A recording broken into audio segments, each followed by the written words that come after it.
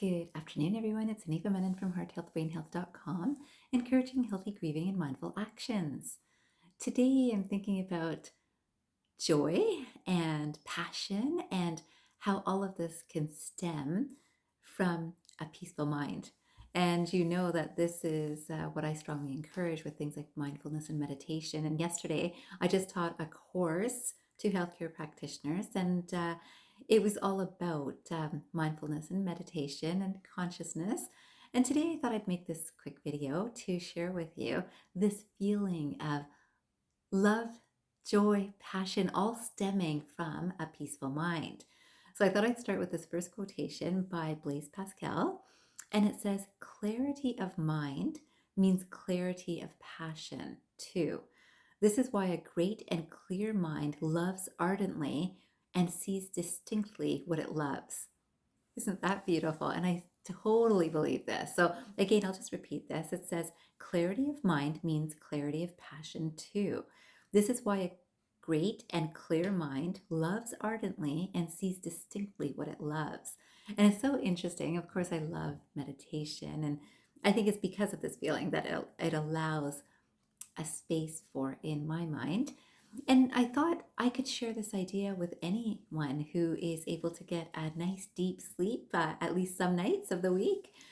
And if you're able to get that deep sleep space, you'll know that when you wake up in the morning, you feel fresh, you feel alive, you feel energized, right? So, this is that space that passion, love, enthusiasm, and peace all come from. And it's such a wonderful feeling. And this passion, I'm not talking about a romantic passion, although it might be there. But what I mean is this passion for life, to want to jump out of bed because you feel rested in the mind. Now, this is an area that a lot of people have lost connection with. So we notice how busy our lives are getting. And we know that most of us, and this is what the mind does, right? The mind thinks. And so all day long, the mind is thinking 100, 1,000, many thousands of thoughts. And as we're thinking those things, the mind eventually gets tired by the end of the day, right? And by the end of the day, it's like the mind is basically screaming to us of, I need rest, I just want some peace, right? So, and this could be even if someone is living all alone or if someone is living in a big family. And of course, in a big family or maybe in a larger group, a person might say, well, it's because they've been noisy all day. But actually, our own minds are noisy all day. And oftentimes, we try to think of, I got to do this, I got to do this, I can't forget about this, I got to make sure I do this. For all these things, the to do list that never ends, right? Kind of like the inbox.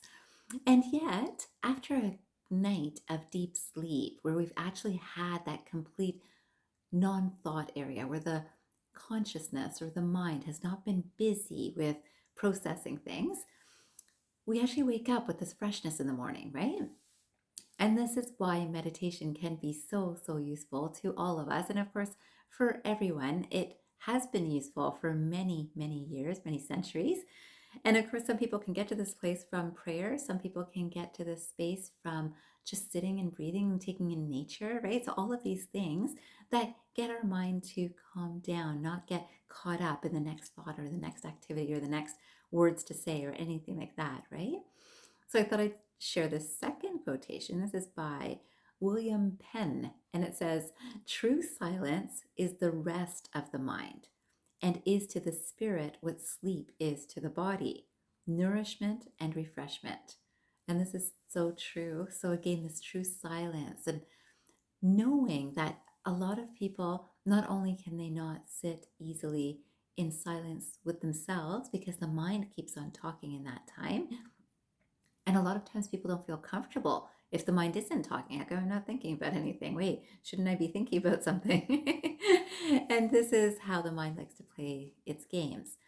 But true silence is such a beautiful space. And then when people actually sit down to start meditation, for many people, there's a restlessness in that of, oh, I just can't quiet this mind. I just can't bring silence to this mind. And sometimes people have sleeping concerns. And I certainly see a lot of that in my practice, that people are not sleeping well. And the busier we become in life, the less comfortable people are in falling asleep easily.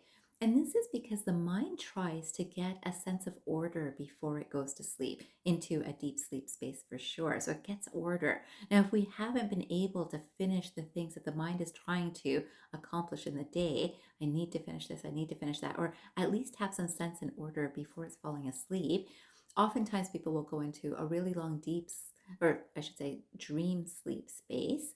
And so they'll dream, and some people are very excited about, I had the greatest dreams, and some people will say, I had the least positive nightmares. That's what happened to me last night. So when the mind is processing, it dreams. And if the processing is not done before sleep, it will go into that dream space. And then that space for deep sleep, which is true recovery and true peace, is lessened and lessened. And then the next day when the mind wakes up, it doesn't feel rested. And now it becomes even more active of, I've got to finish things. And it might not know what kind of things it needs to finish, but it knows it's got to finish some things, right? Some order is not there. When we have order in the mind, there is a peaceful space.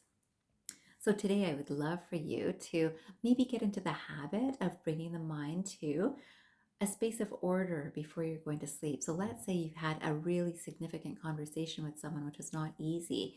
Come to a place of, okay, I did what I could do in that time. Come to that space, speak to yourself that way. Let the mind get to that space of peace and order, as opposed to, oh, I'll think about it tomorrow, or I'll worry about this another time. I know I shouldn't be thinking about this, which a lot of people do, right? And they think that they've actually closed that. But when we keep that idea open of, I need to think about this, but just not now, just later, I'll think about it later, oftentimes the brain keeps on working through the night and doesn't allow for a peaceful space for sleep. And of course, right now, we know that a lot of people are working through spaces of anxiety, and anxiety often leads to a restless mind, which also does not give an easy sleep. So, again, 5 minutes today, if you can start this habit of bringing the mind to a space of peace and a space of order before going to sleep, see how it improves your sleep and see how you feel after that. And I thought I'd finish with one more quotation. This is from the Bodhidharma, and a very important text. And this says, "But people of the deepest understanding look within, distracted by nothing. Since a clear mind is the Buddha, they attain the understanding of a Buddha without using the mind." And, some people will say Buddha, some people will say Buddha, and whichever way you think of Buddha, this quotation is a very common or relatively well-known text, the Bodhidharma. And again, I'll say this quotation again. It says, "But people of the deepest understanding look within, distracted by nothing. Since a clear mind is the Buddha, they attain the understanding of a Buddha without using the mind." And this is the thing, is we are in the clearest space for the most clarity in our minds when we're not actually using the mind through thoughts. That's a thought I will leave you with today. And again, try not to think about it. But really, do try to get to that space of order and peace before you're falling asleep. And I hope that helps improve your sleep. And know that this clear mind is a Buddha mind, and it's a Bodhisattva direction. And I hope that's helpful for you today. I wish you a fabulous day ahead, and I hope you remember, transform your mind and transform your life. Have a great day, everyone.